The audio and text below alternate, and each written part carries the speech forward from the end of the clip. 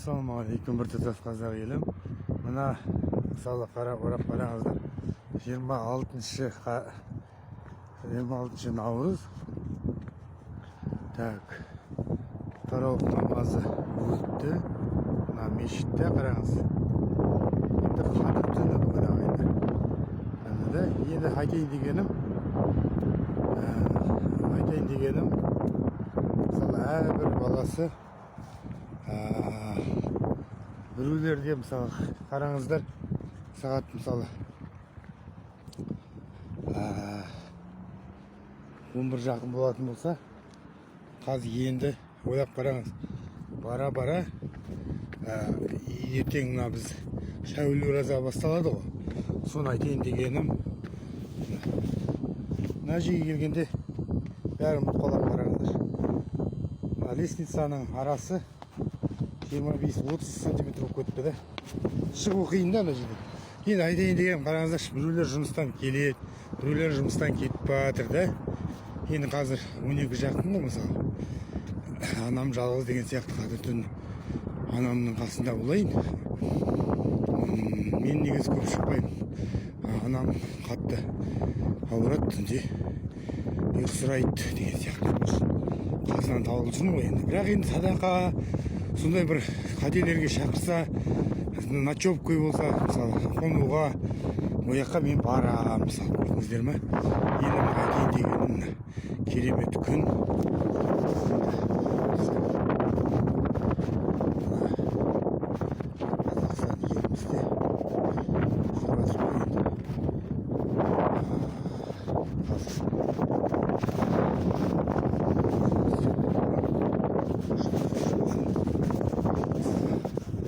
Енді мына ағайындар барды, кеш қайта 2 күн жұмыста алып қойған, ондай жұмыстар бар екен. Біреулерге маңғайға, біреуге жаңғайға дейді ғой. Сол сияқты мына біздің елде сондай азаматтар бар екен.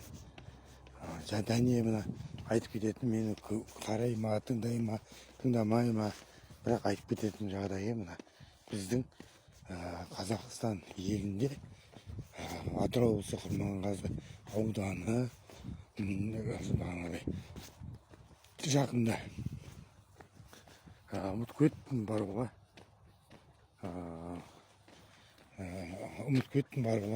ол кісілерге елеп бармағанда себебім бағанағыдай қарап жатым, онша жоқтықты, мысалы бір гүл алып беретін жағдайым бар, бірақ ол гүлді нағылады ол кісі.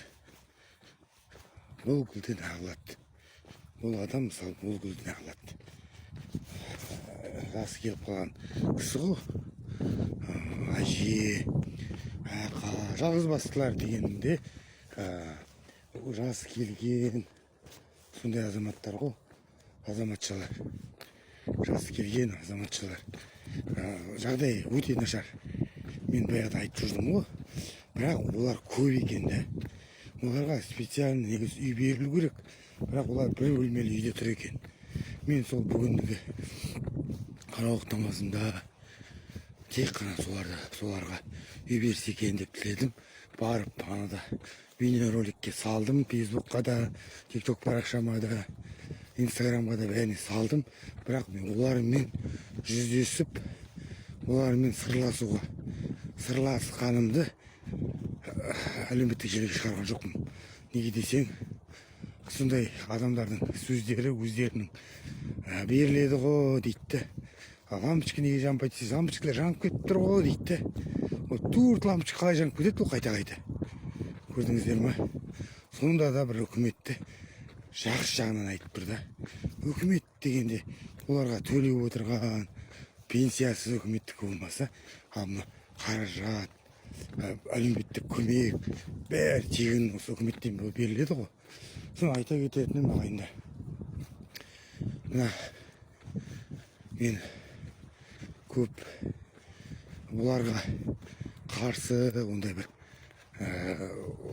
сөздер, ондай роликтер салған жоқ. Мен салдым, су жайлы салдым. Неге десең, маған су жайлы сал деді. Бірақ мен басқа жайлы мен салмай тұрмын да.